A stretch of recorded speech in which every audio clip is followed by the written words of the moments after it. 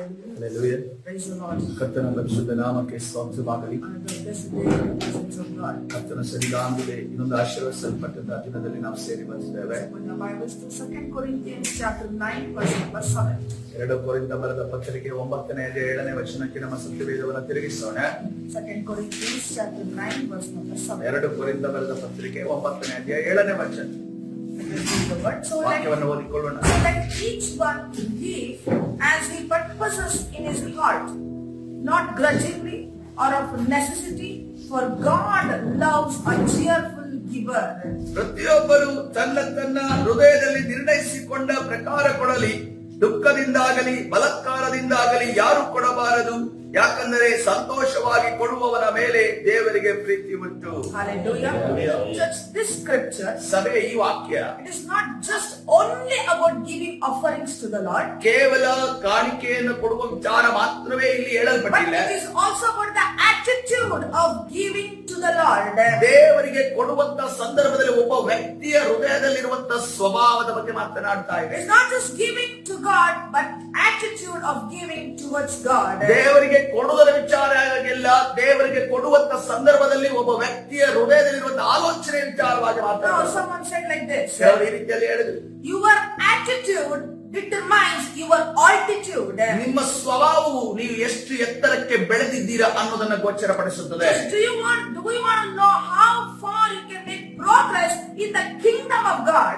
ದೇವರ ರಾಜ್ಯದಲ್ಲಿ ನೀವು ಎಷ್ಟು ಎತ್ತರಕ್ಕೆ ಬೆಳೆಯಬಹುದು ಅನ್ನೋದು ನಿಮಗೆ ಗೊತ್ತಿದೆಯೇ? It lies in your attitude. ಅದು ನಿಮ್ಮ ಸ್ವಭಾವದ ಮೇಲೆ ಅವಲಂಬಿತವಾಗಿದೆ. Not progressing in this world, ಈ ಲೋಕದಲ್ಲಿ ಬೆಳೆಯುವುದೆಂದು ಅರ್ಥವಲ್ಲ, but progressing in the kingdom of God. ದೇವರ ರಾಜ್ಯದಲ್ಲಿ ನಾವು ಬೆಳೆಯುವ ವಿಚಾರವಾಗಿ ನಾನು ಮಾತನಾಡುತ್ತಿದ್ದೇನೆ. Progress and growing in the kingdom of ದೇವರ God. ರಾಜ್ಯದಲ್ಲಿ ಬೆಳವಣಿಗೆ ಹೊಂದುವುದು, ದೇವರ ರಾಜ್ಯದಲ್ಲಿ ಎತ್ತರಕ್ಕೆ ಬೆಳೆಯುವುದಾಗಿದೆ. It lies in your attitude of giving to the Lord. ಅದೆಲ್ಲವೂ ಕೂಡ ನಾವು ಯಾವ ಒಂದು ಸ್ವಭಾವದಿಂದ ಆಲೋಚನೆಯಿಂದ ಕೊಡುತ್ತೇವೋ ಅದರಲ್ಲಿ ಅವಲಂಬಿತವಾಗಿದೆ. What should be our attitude in giving offerings to the Lord? ನಾವು ದೇವರಿಗೆ ಒಂದು ಕಾಣಿಕೆಯನ್ನು ಕೊಡುವಂತ ಸಂದರ್ಭದಲ್ಲಿ ನಮ್ಮೊಳಗಡೆ ಅಥವಾ ನಮ್ಮ ಮನಸ್ಸಿನಲ್ಲಿ ಇರುವಂತ ಆಲೋಚನೆ ಅಥವಾ ಸ್ವಭಾವ ಯಾವುದಾಗಿದೆ? Here, Apostle Paul, he relates 4 hard attitudes in giving offerings to the Lord. ಇಲ್ಲಿ ಅಪೊಸ್ತಲನಾದ ಪೌಲನು ಆತನು 4 ವ್ಯಕ್ತಿತ್ವಗಳನ್ನು ನಾವು ಕೊಡುವ ವಿಚಾರದಲ್ಲಿ ಹೃದಯದ ಆಲೋಚನೆಗಳನ್ನು ಇಲ್ಲಿ ಹೇಳುತ್ತಿದ್ದಾನೆ. Shall we take down?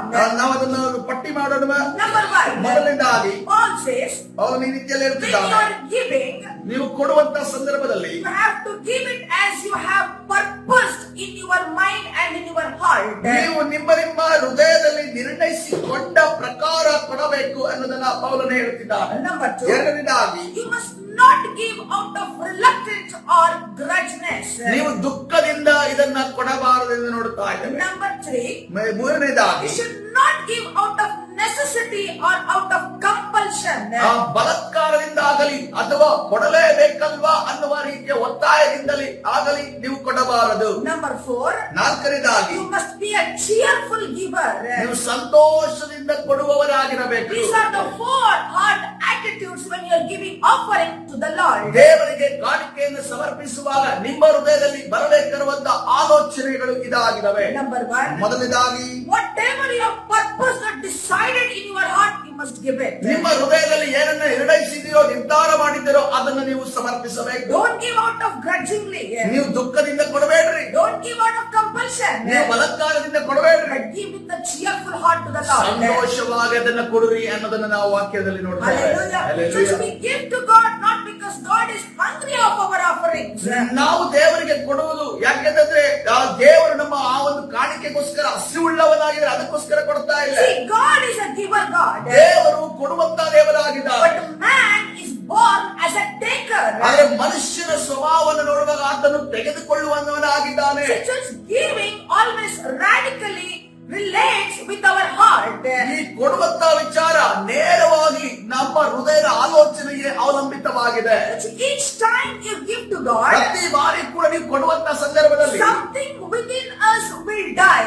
ನಮ್ಮ ಒಳಗಡೆ ಯಾವುದೋ ವಿಚಾರ ಸಾಯ್ತದೆ. Every time you give to God, ನೀವು ಯಾವಾಗಲೂ ಕೊಡುವಂತ ಸಂದರ್ಭದಲ್ಲಿ your flesh nature, your love for money inside you will die. ನಮ್ಮ ಶರೀರ ಭಾವು ಸಾಯ್ತಾ ಇರ್ತದೆ. ಹಣದ ವಿಚಾರವಾಗಿರುವಂತ ಪ್ರೀತಿ ಅದು ಸಾಯ್ತಾ ಇರ್ತವೆ. Every time you give to God, ದೇವರಿಗೆ ನೀವು ಕೊಡುವಂತ ಸಂದರ್ಭ flesh nature, love, lust for money will die within us.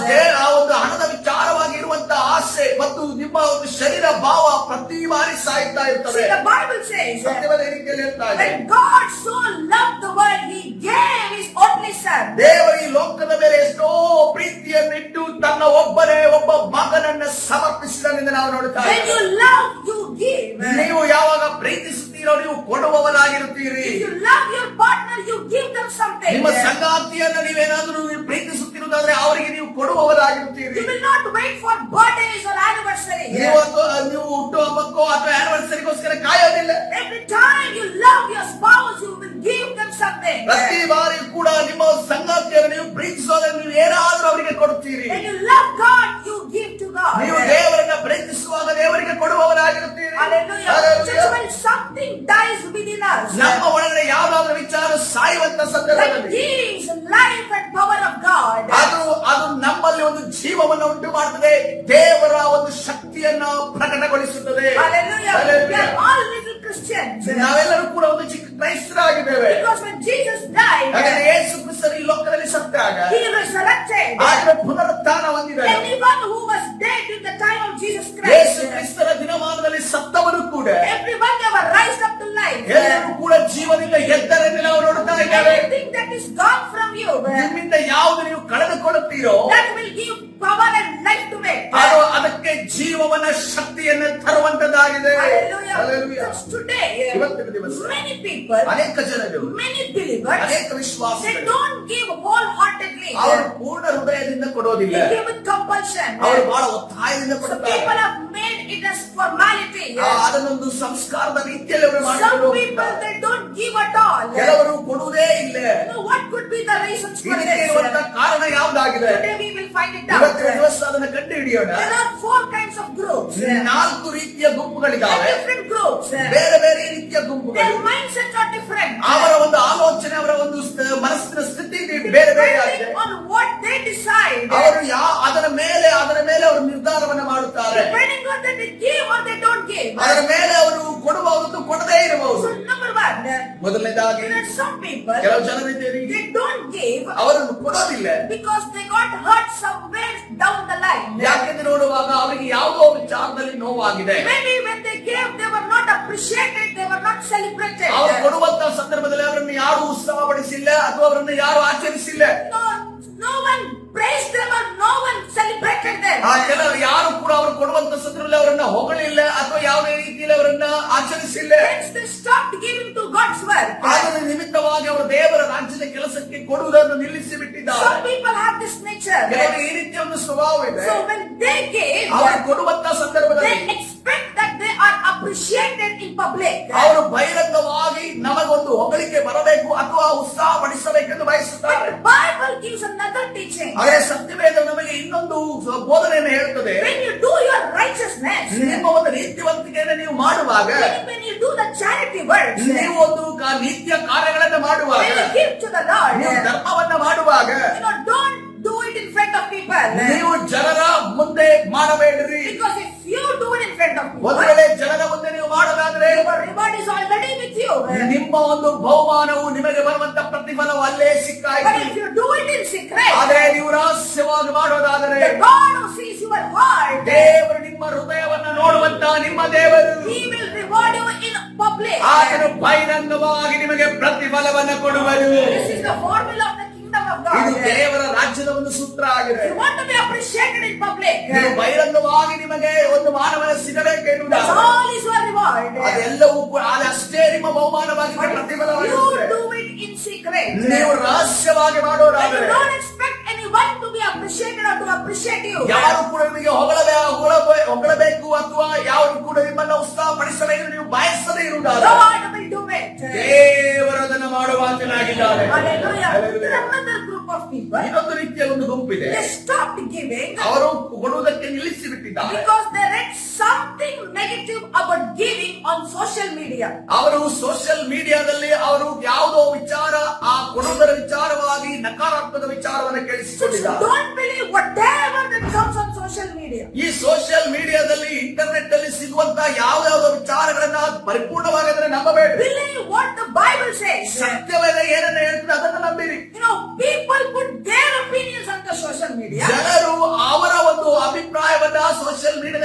ಗಂಟಲ್ಲಿ ಆಗ್ತಾರೆ. Don't bother the opinions of people, ಜನರ ಒಂದು ಅಭಿಪ್ರಾಯಕ್ಕೋಸ್ಕರ ತಲೆ ಕೆಡಿಸಿಕೊಳ್ಳಬೇಡ್ರಿ. but mind what God's opinion. ದೇವರ ಒಂದು ಆಲೋಚನೆ ಏನು, ದೇವರ ಒಂದು ವಾಕ್ಯ ಏನು, ಅದನ್ನ ನೀವು ಮಾನ್ಯತೆಯನ್ನು ಕೊಡ್ರಿ, ಪ್ರಾಮುಖ್ಯತೆಯನ್ನು ಕೊಡ್ರಿ. Look what the Bible says in Joshua chapter 1 verse number 7. ಯೋಶುವ 1ನೇ ಅಧ್ಯಾಯ 7ನೇ ವಚನ ಏನನ್ನ ಹೇಳ್ತದೆ ನೋಡ್ರಿ. It is God speaking to Joshua. ದೇವರು ಯೆಹೋಶುವನ ಜೊತೆ ಮಾತನಾಡುತ್ತಿದ್ದಾರೆ. This is what God says in verse number 7. ದೇವರಲ್ಲಿ ಯೆಹೋಶುವನ ಜೊತೆ ಈ ರೀತಿಯಲ್ಲಿ ಮಾತಾಡುತ್ತಿದ್ದು ಯೆಹೋಶುವನ ಪುಸ್ತಕ 1ನೇ ಅಧ್ಯಾಯ 7ನೇ ವಚನದಲ್ಲಿ ನಾವು ನೋಡ್ತೇವೆ. Joshua, above all, be strong and very courageous. Be careful to observe all the law that my servant Moses commanded you. Do not turn from it to the right or to the left, so that you may prosper wherever you go. ನನ್ನ ಸೇವಕನಾದ ಮೋಶೆ ನಿನಗೆ ಬೋಧಿಸಿದ ಧರ್ಮೋಪದೇಶವನ್ನೆಲ್ಲ ಕೈಗೊಂಡು ನಡೆಯುವುದರಲ್ಲಿ ಸ್ಥಿರಚಿತ್ತನಾಗಿರು, ಪೂರ್ಣ ಧೈರ್ಯದಿಂದಿರು. ಅದನ್ನು ಬಿಟ್ಟು ಎಡಕ್ಕಾದರೂ ಬಲಕ್ಕಾದರೂ ಹೋಗಬೇಡ, ಆಗ ನೀನು ಎಲ್ಲಿ ಹೋದರೂ ಕೃತಾರ್ಥನಾಗುವೆ. Hallelujah. Just here the word says, ವಾಕ್ಯ ಈ ರೀತಿಯಲ್ಲಿ ಹೇಳ್ತಾ ಇದೆ. don't turn towards your left or to the right. ನೀನು ಎಡಕ್ಕಾಗಲಿ ಬಲಕ್ಕಾಗಲಿ ತಿರುಗಬೇಡ ಅನ್ನೋದನ್ನ ಯೆಹೋಶುವನಿಗೆ ಹೇಳುವುದನ್ನು ಗಮನಿಸಿ. Don't turn towards your left. That is understandable.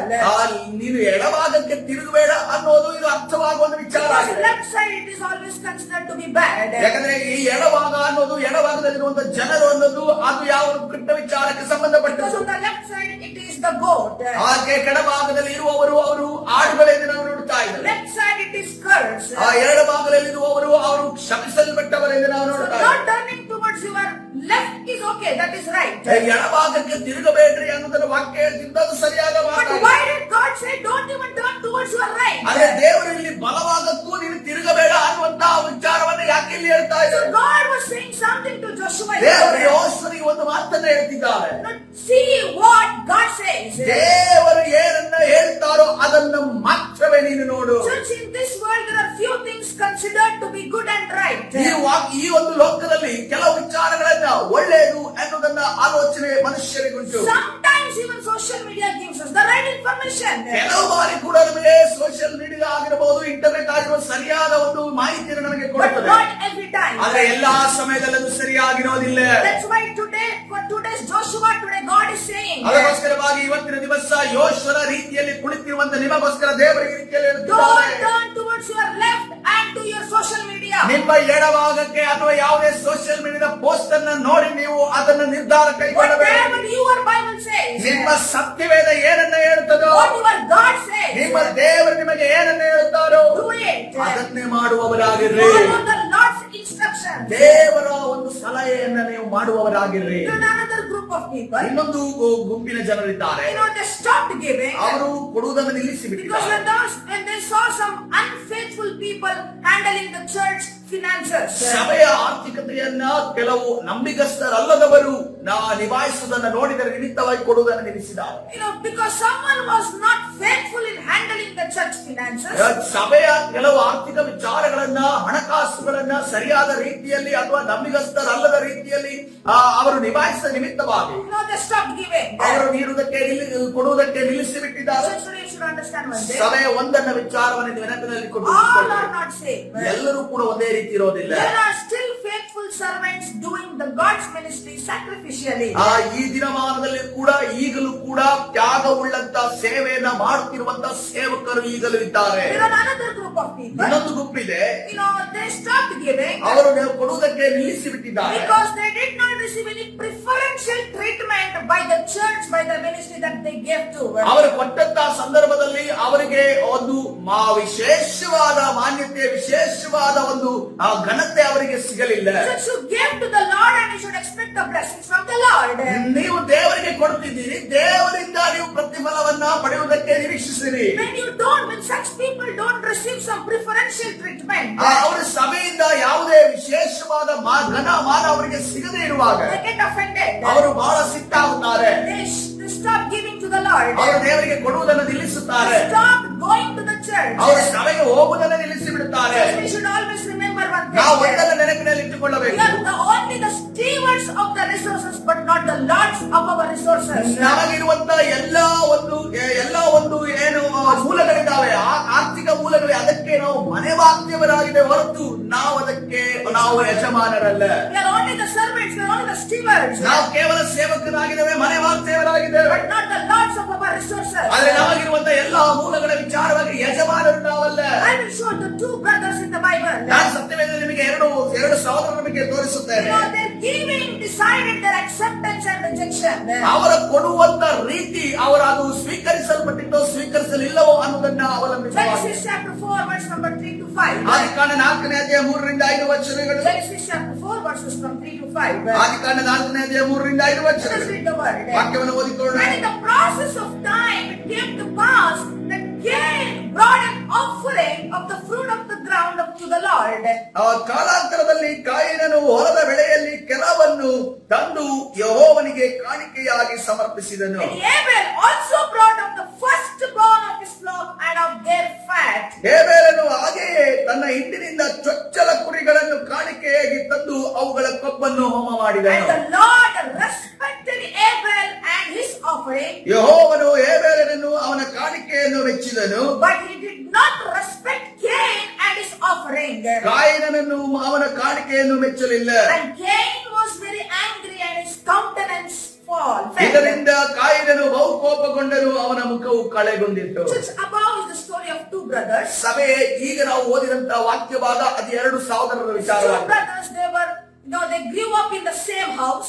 ಎರಡು ಸಹೋದರರು ಒಂದೇ ಮನೆಯಲ್ಲಿ ಹುಟ್ಟಿ ಬೆಳೆದವರಾಗಿದ್ದಾರೆ. They were born to the same parents. ಅವರು ಒಂದೇ ತಂದೆ ತಾಯಿಗೆ They ಬೆಳೆದವರಾಗಿದ್ದಾರೆ. were given to the same God. ಅವರು ಒಂದೇ ದೇವರಿಗೆ ಸಮರ್ಪಿಸ್ತಾ But ಇದ್ದಾರೆ. their attitude toward giving that varied greatly in the sight of God. ಆದ್ರೆ ಕೊಡುವಂತ ವಿಚಾರದಲ್ಲಿ ಅವರಿಗಿರುವಂತ ಸ್ವಭಾವ ಅದು ಬಹಳ ಪ್ರಾಮುಖ್ಯವಾದದ್ದು ಮತ್ತು ವ್ಯತ್ಯಾಸವಾದದ್ದು ಎಂದು ನಾವು See, ನೋಡ್ತಾ ಇದ್ದೇವೆ. one brother, ಒಬ್ಬ ಸಹೋದರ he gave with the right attitude, in love, in best what he had. ಆತನ ಒಳ್ಳೆ ಸ್ವಭಾವದಲ್ಲಿ ಪ್ರೀತಿಯಿಂದ ಆತನಲ್ಲಿದ್ದ ಉತ್ತಮವಾದದನ್ನು ತೆಗೆದುಕೊಟ್ಟನು. But the another brother, ಆದ್ರೆ ಇನ್ನೊಬ್ಬ ಸಹೋದರ he gave of the leftovers. ಆತನು ಉಳಿದದ್ದನ್ನ ತೆಗೆದುಕೊಂಡು ತರುವುದನ್ನು ನಾವು ನೋಡ್ತಾ So there ಇದ್ದೇವೆ. are people, ಜನರಿದ್ದೀವಿ, when they get their salary, ಅವರ ಒಂದು ಸಂಬಳ when ಸಿಗುವಾಗ, they get their income, ಅವರ ಒಂದು ಆದಾಯಕ್ಕೂ ಸಿಗುವಾಗ first they give to the Lord. ಮೊದಲನೇದಾಗಿ ಅವರು ದೇವರಿಗೆ ಸಮರ್ಪಿಸುತ್ತಾರೆ. But there are another group of ಆದ್ರೆ people, ಇನ್ನೊಂದು ಗುಂಪಿದೆ, when they get their income, ಅವರ ಒಂದು ಆದಾಯ ಅವರಿಗೆ ಸಿಗುವಾಗ they first give it to their commitment. ಅವರ ಎಲ್ಲ ಕಮಿಟ್ಮೆಂಟ್ ಗೆ ಅವರು ಏನೆಲ್ಲ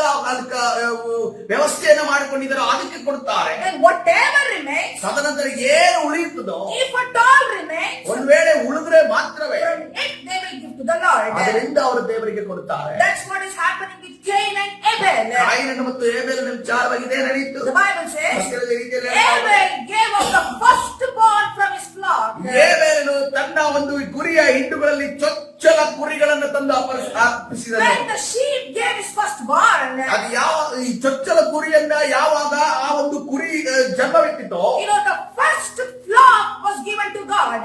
ಆ ಕುರಿಮರಿಯನ್ನೇ ತಂದು ಹೇಬೇಲನು ದೇವರಿಗೆ ಸಮರ್ಪಿಸಿದನು.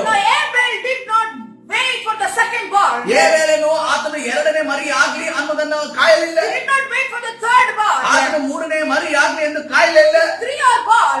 ಮೂರು ಒಂದು ವೇಳೆ ಅಲ್ಲಿ ಹುಟ್ಟಿದಾದ್ರೂ ಕೂಡ I will keep the two, I will give to the one. ಆತನು ಈ ರೀತಿಯಲ್ಲಿ ಯೋಚನೆ ಮಾಡುವಾಗಿತ್ತು. ಎರಡನ್ನು ನಾನು ಇಟ್ಟು ಬಿಡುತ್ತೇನೆ, ಒಂದನ್ನು ನಾನು ಕೊಡುತ್ತೇನೆ, ಆವಾಗ ಆಲೋಚನೆ If ಮಾಡಬಹುದು. he had only one, ಆತನಿಗೆ ಒಂದೇ ಇತ್ತು ಆತನ then ಬಳಿ. he gave it to God. ಆ ಒಂದು ಮುಂದೆ ಮರಿಗಳಾಗುತ್ತೆ ನಿರೀಕ್ಷೆ ಇಲ್ಲದೆ ಇದ್ದರೂ ಕೂಡ ಆ ಒಂದು ಮರಿಯನ್ನೇ ದೇವರಿಗೆ That ಸಮರ್ಪಿಸಿದನು. was the right attitude in the sight of God. ಅದನ್ನೇ ದೇವರ ಸನ್ನಿಧಿಯಲ್ಲಿ ಕೊಡುವ ಒಂದು ಒಳ್ಳೆಯ ಸ್ವಭಾವ ಎಂದು ನಾವು Today ನೋಡ್ತಾ God ಇದ್ದೇವೆ. is speaking to ಇವತ್ತಿನ you. ದಿವಸ ದೇವರು ನಿಮ್ಮ ಜೊತೆ What ಮಾತನಾಡುತ್ತಾರೆ. is your attitude in giving offering to the Lord? ದೇವರಿಗೆ ಒಂದು ಕಾಣಿಕೆಯನ್ನು ಸಮರ್ಪಿಸಿದರೆ ನಿಮ್ಮ ಸ್ವಭಾವ ಏನಾಗಿರಬೇಕು ಅನ್ನೋದನ್ನ ದೇವರು Become a ಮಾತನಾಡುತ್ತಾರೆ. cheerful giver to God. ದೇವರಿಗೆ ಒಂದು ಸಂತೋಷದಿಂದ Don't give ಕೊಡುವವರಾಗಿ it out of compulsion. ಯಾವುದೇ ಕಾರಣಕ್ಕೂ ಒತ್ತಾಯದಿಂದ ಕೊಡಬೇಡ್ರಿ. Don't give it out of reluctance. ಯಾವುದೇ ಕಾರಣಕ್ಕೂ ದುಃಖದಿಂದ ಕೊಡಬೇಡ್ರಿ. Give it with a cheerful heart. ಸಂತೋಷದಿಂದ ನೀವು ಕೊಡುವ. Don't be grumbling and complaining. ಯಾವುದೇ ಕಾರಣಕ್ಕೂ ದೋಷಾರೋಪಣೆ ಮಾಡಿ ಅದನ್ನು ಕೊಡಬೇಡ್ರಿ. Thank God for whatever resources that God has given you.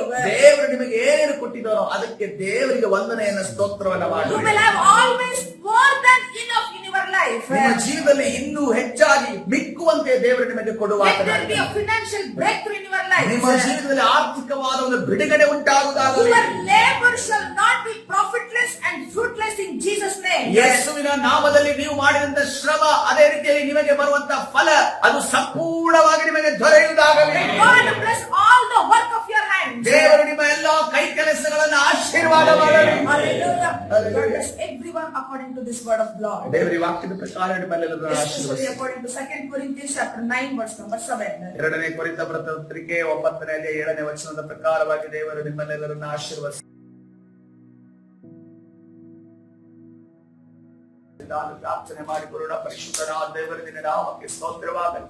ಈ ಬೆಳಗಿನ ಜಾವದಲ್ಲಿ ಕರ್ತನೆ ನಾವು ಕೊಡುವಂತ ಕರ್ತನೆ ಯಾವ ರೀತಿಯಲ್ಲಿ ಸ್ವಭಾವವನ್ನು ಹೊಂದಿರಬೇಕು ಅನ್ನೋದನ್ನ ನೀನು ತಿಳಿಸಿಕೊಟ್ಟಿದೆಯಲ್ಲ, ಅದಕ್ಕಾಗಿ ನಿನಗೆ ಸ್ತೋತ್ರ ಕರ್ತನೆ. ಇಲ್ಲಿ ಹೇಳಿದಂತ ಗುಂಪಿನ ವ್ಯಕ್ತಿಗಳ ಮಧ್ಯದಲ್ಲಿರುವಂತ ವ್ಯಕ್ತಿಗಳು ನಾವು ಆಗಿರದೆ ಕರ್ತನೆ ನಿನಗೆ ಸಂತೋಷವಾಗಿ ಕೊಡುವಂತಹ ಮಕ್ಕಳಾಗಿ ನಾವು ಇರುವಾಗ ನಮಗೆ ಸಾಹಸವನ್ನ ಚಾಚು. ಯಾಕಂದ್ರೆ ನಾವು ಪ್ರತಿಫಲವನ್ನ ಬಲ್ಲವರಾಗಿದ್ದೇವೆ ಸ್ವಾಮಿ. ನಮ್ಮ ದೇವರನ್ನ ನಾವು ಬಲ್ಲವರಾಗಿದ್ದೇವೆ ಕರ್ತನೆ. ನಮ್ಮನ್ನು ನಡೆಸುವಂತೆ ಕೊಡುವಂತಹ ವಿಚಾರದಲ್ಲಿ ನಮಗೆ ನಕಾರಾತ್ಮಕ ಆಲೋಚನೆಯನ್ನು ತರುವಂತ ಎಲ್ಲಾ ಸೈತಾನನ ಕಾರ್ಯಗಳು ಲಯವಾಗಲಿ ಯೇಸುವಿನ ನಾಮದಲ್ಲಿ. ಕರ್ತನಾದ ಯೇಸು ಸ್ವಾಮಿ ಪ್ರಾರ್ಥಿಸಿ ಹೊಂದಿಕೊಳ್ಳುವ ಜೀವವುಳ್ಳ ತಂದೆ. ಆಮೆನ್.